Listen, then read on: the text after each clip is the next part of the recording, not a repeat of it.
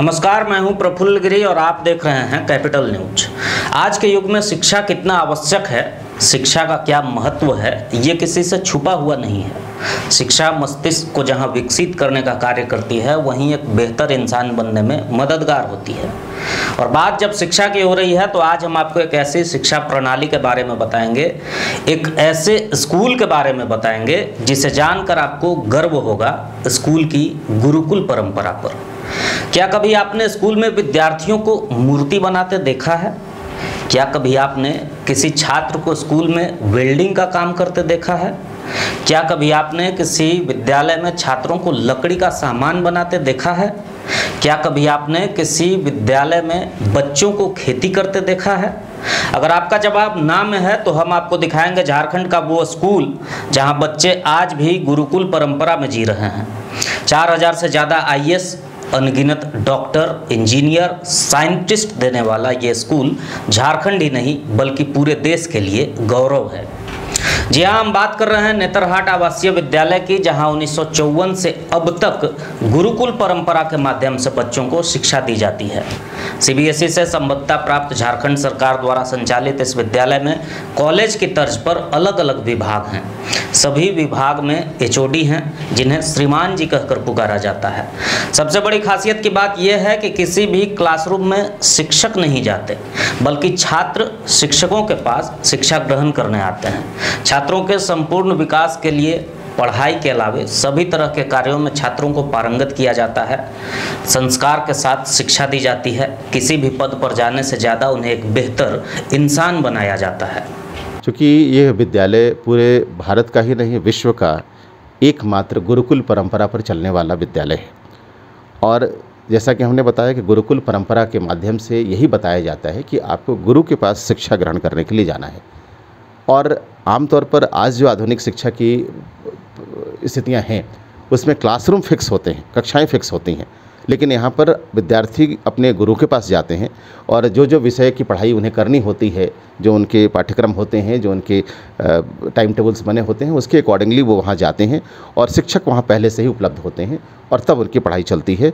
और हर पीरियड के बीच में हम लोग 5 मिनट का गैप रखते हैं ताकि बच्चों के लिए कोई मोनोटोनस ना हो, कोई एकदम उबाऊ क्लास ना हो और एक जगह से दूसरी जगह वो अपने अलग अलग कक्षाओं में अलग अलग विषयों के लिए अलग अलग जाते रहते हैं। नेतरहाट आवासीय विद्यालय के छात्रों की सुबह योगा के साथ होती है।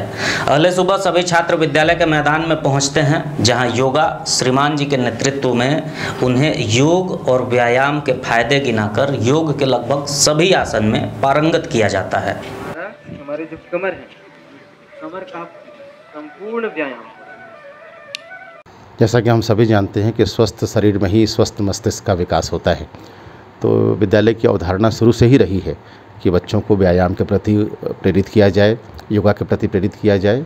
और ये हमारी दिनचर्या की रूटीन में है कि बच्चे प्रातःकाल उठ करके व्यायाम के लिए जाते हैं और योगाभ्यास के लिए जाते हैं, और ये उनके स्वस्थ जीवन की एक स्वस्थ परंपरा की शुरुआत यहीं से होती है। पर्यावरण के प्रति लगाव के लिए बच्चों से लगातार जहां प्लांटेशन करवाया जाता है, वहीं कृषि कार्यों में भी बच्चे पारंगत होते हैं। 6 क्लास से ही बच्चों को खेती के गुर सिखाए जाते हैं। आधुनिक खेती के बारे में भी बच्चों को न सिर्फ सिखाया जाता है बल्कि उनसे प्रैक्टिकल कराकर पूरी तरह से सफल आधुनिक कृषि विशेषज्ञ बनाने का बीज बो दिया जाता है। आपको जानकर हैरानी होगी कि बच्चे बिना मिट्टी के खेती सीख रहे हैं। हाइड्रोपोनिक्स विधि के द्वारा बच्चों को पानी पर खेती करना सिखाया जा रहा है।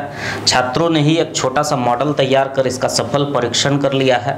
इसके अलावा मशरूम की अलग अलग प्रजातियों का उत्पादन भी छात्र करते आ रहे हैं। औषधीय पौधों से लेकर सभी प्रकार की सब्जी की खेती करना बच्चों को सिखाया जाता है। एक्चुअली हमारे स्कूल में बच्चों को क्लास 6 से ही जो बेसिक जानकारी देनी होती है एग्रीकल्चर से रिलेटेड, वो जानकारी हम लोग उनको एक सब्जेक्ट के रूप में प्रॉपर जानकारी उपलब्ध कराते हैं। बच्चे उसको थ्योरी के साथ साथ, हमारे यहाँ कैंपस है, बहुत सारे फील्ड हैं, एरियाज़ हैं, तो बच्चे वहाँ पे उसको प्रैक्टिकल भी करते हैं। और हम लोग 2-3 चीज़ पे यहाँ फोकस करते हैं बच्चों को स्किल डेवलपमेंट के लिए। जैसे फूड प्रिजर्वेशन में कुछ हम लोग जैम, जेली वगैरह बनाते हैं, और एक हम लोग का मशरूम प्रोडक्शन यूनिट भी है, जिसमें बच्चे मशरूम उत्पादन कर रहे हैं। Oyster mushroom, button mushroom, milky mushroom, different प्रजाति की मशरूम बच्चे उत्पादन कर रहे हैं। और अभी हम लोग एज ए डेमो बच्चों को मतलब कि आधुनिक कृषि से रूबरू कराने के उद्देश्य से एक हाइड्रोपोनिक्स कृषि, जिसको हम लोग जल कृषि भी कह सकते हैं, जो सॉइललेस होता है, उसमें मिट्टी का प्रयोग नहीं करते हैं, पानी में ही न्यूट्रिएंट डाल करके उनको हम लोग हाइड्रोपोनिक्स कृषि का काम सिखा रहे हैं। तो डिफरेंट एक्टिविटीज़ से कृषि से रिलेटेड हम लोग जोड़ने की कोशिश करते हैं और बच्चे इसको प्रॉपर्ली सीख भी रहे हैं, जो आगे जाकर के उनके हित में, उनके इकोनॉमिक कंडीशन को वो आगे जाकर के और बेहतर बनाएंगे, जो हमारे देश की आज ज़रूरत है। ये विद्यालय इसलिए और ख़ास हो जाता है क्योंकि बच्चों को थ्योरी से ज़्यादा प्रैक्टिकल करवाया जाता है। पहले बच्चे प्रैक्टिकल कर सीखते हैं, समझते हैं, फिर थ्योरी उनके लिए बेहद आसान हो जाती है। मतलब ये इन जनरल हम लोग करते क्या है कि यहाँ पे पहले बच्चों को थ्योरी की जगह में हम पहले प्रैक्टिकल पहले कराते हैं, ताकि बच्चों का पहले जो प्रैक्टिकल पर्पस है वो पहले क्लियर हो जाए, उसके बाद हम उनका थ्योरी क्लियर करते हैं। बाकी स्कूल्स में होता है क्या है कि पहले थ्योरी पहले होगा, प्रैक्टिकल बाद में होगा। इससे क्या फ़ायदा होता है बच्चों को? तो बच्चे पहले तो प्रैक्टिकली वो सब फिनोमेना वो पहले सीख लेते हैं, फिनोमेना उनको पहले आ जाता है, उसके बाद वो थ्योरी उनको आसानी से क्लियर हो जाती है। पहले हम लोग देखेंगे मतलब रिफ्रैक्शन होता कैसे किसी भी सरफेस पे, और प्रिज्म के थ्रू जब पास होता है तो 7 रेज में जो डिवाइड होता है ना, 7 फ्रीक्वेंसीज जो वेवलेंथ होते हैं, तो वो कैसे काम करती है और इसका प्रैक्टिकल एक विवरण देखेंगे, क्योंकि आज तक तो हम लोग किताबों में ही पढ़ते आ रहे हैं, तो वही आज हम लोग देखने जा रहे हैं। जीव विज्ञान की प्रयोगशाला में आप जाएंगे तो कई तरह के जीव जंतु को प्रिजर्व करके रखा गया है। कई प्रजाति के सांप समेत अजगर को भी प्रयोगशाला में रखा गया है। प्रयोगशाला में एक नर कंकाल भी दिखेगा, जिसके माध्यम से बच्चों को प्रत्येक जानकारी को बारीकियों से समझाया जाता है। ये लगभग 2 महीने के बच्चे का एम्ब्रियो है और इसमें सब ऑर्गन अभी फुल्ली डेवलप नहीं है ना। ये जब फुल्ली डेवलप हो जाएगा, इसे हम लोग फिटस कहते हैं, तब फिर 9 महीने बाद बच्चे का जन्म हो जाता है। तो इस प्रकार हम लोग देख सकते हैं कि अलग अलग एनिमल्स के एम्ब्रियो अथवा फिटस स्टेज का यहाँ पे प्रिजर्व किया हुआ स्पेसिमेन रखा हुआ है, और दूसरे भी अलग जंतु सब हैं। ये पार्ट जंतु का है, उधर वो सारा पार्ट प्लांट्स का है। ठीक है। इस विद्यालय में RFID से लैस लाइब्रेरी है, जो संभवतः झारखंड की पहली पुस्तकालय है, जहां करीब 40,000 पुस्तकें उपलब्ध हैं। अब छात्र वहां से पुस्तकें ऑनलाइन निर्गत करा सकेंगे। पठन पाठन की किताबों के साथ साहित्य, इतिहास, भूगोल समेत सभी धर्मों के धार्मिक किताबें, ग्रंथ, वेद, उपनिषद, पुराण, गीता, बाइबिल, कुरान, गुरु ग्रंथ साहिब समेत अन्य पवित्र पुस्तकों का अध्ययन छात्र करते हैं। पुस्तकालय में धर्म ग्रंथों के लिए एक अलग कमरा निर्धारित किया गया है। उस कमरे में जब हम पहुंचे तो नेतरहाट आवासीय विद्यालय के प्राचार्य ने बड़ी अच्छी बात कही। कमरे में एक साथ रखे गए सभी धर्म की धार्मिक पुस्तकों को दिखाकर उन्होंने कहा कि सभी धर्म के पुस्तक एक साथ रहते हैं, आपस में कभी नहीं झगड़ते, पर इन किताबों को पढ़कर मनुष्य आपस में धर्म को लेकर झगड़ता है। वाकई ये आत्म मंथन की बात है। नेतरहाट आवासीय विद्यालय में पढ़ने वाले छात्रों को सभी धर्मों का ज्ञान और उनका सम्मान करना सिखाया जाता है। हमारा विद्यालय RFID इनबिल्ट हो गया है, रेडियो फ्रीक्वेंसी आइडेंटिफिकेशन सर्विस से सभी पुस्तकों में RFID टैग लग गया है। और इसके अलावा करीब हमारे विद्यालय की 40,000 पुस्तकों की प्रविष्टियाँ का क्रम जारी है।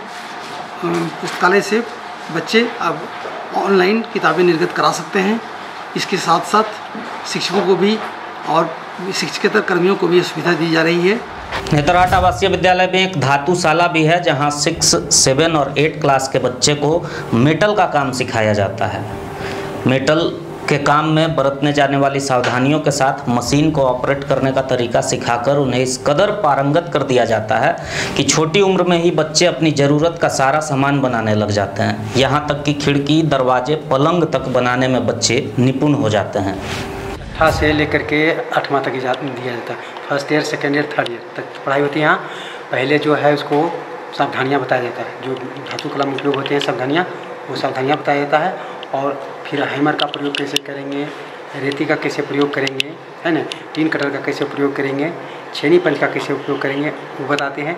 फिर जो हमारे दैनिक जीवन में आवश्यकता है विद्यालय में, वो सारे चीज़ हम लोग करीब बनाते हैं बच्चे के द्वारा। हैंगर है, मग है, डस्टबिन है, हैस्प है, स्टेपल है, चकमुंडी जो गेट में लगाते हैं ताला लगाने के लिए, वो बक्सा में हैस्प लगाते हैं, स्टेपल, ये सारे चीज़ बनाते हैं बच्चे के द्वारा। फिर पलंग में सहायता लेते हैं उसको, और कोई काम रहा तो उसको करवाते हैं। क्यों ये आवश्यक है बच्चों को इस तरह की शिक्षा? सर्वांगीण विकास के लिए। ये इंडिया में कहीं पढ़ाई नहीं होती, छठा से लेकर मैट्रिक तक यही सिंगल होता है। नेतरहाट आवासीय विद्यालय के बच्चों को अगर किसी गरीब इलाके में छोड़ दिया जाए तो वो बच्चा इतना प्रतिभावान होता है कि उस इलाके के लोगों को अपनी आजीविका चलाने के लिए न सिर्फ प्रशिक्षित कर देगा बल्कि उन्हें गरीबी रेखा से ऊपर लाकर एक सामान्य जीवन जीने के लायक बना देगा। इस तरह का उन्हें वित्त प्रबंधन सिखाया जाता है।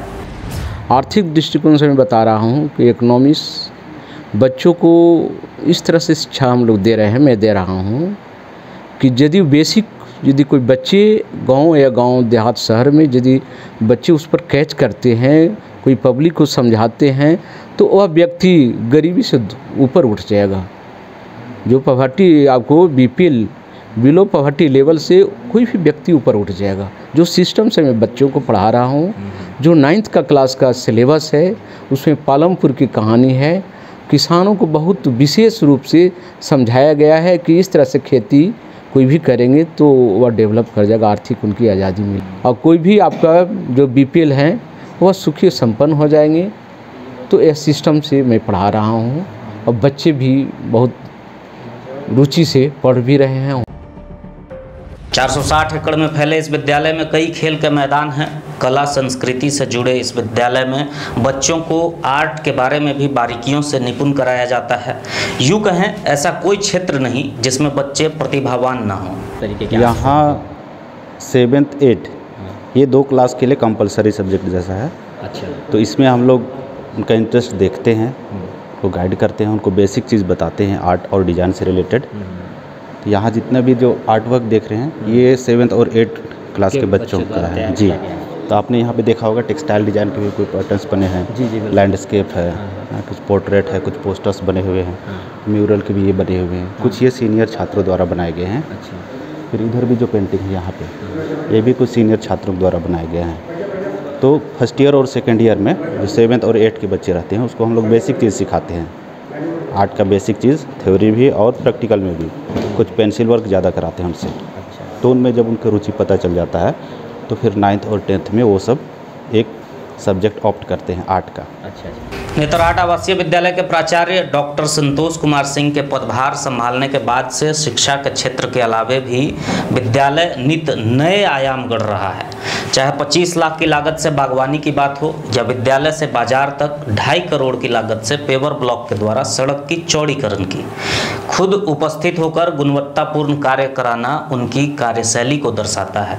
विद्यालय के सफाई कर्मी से लेकर विभागाध्यक्ष तक उदार रवैया उन्हें और बेहतर बनाता है। छात्र हों या विद्यालय के कर्मी, सभी उनके कार्यशैली के मुरीद हैं। अनुशासन प्रिय, मृदुभाषी और कर्तव्यनिष्ठ श्रीमान जी अपने नेतृत्व में विद्यालय को और ऊंचा मुकाम दिलाना चाहते हैं।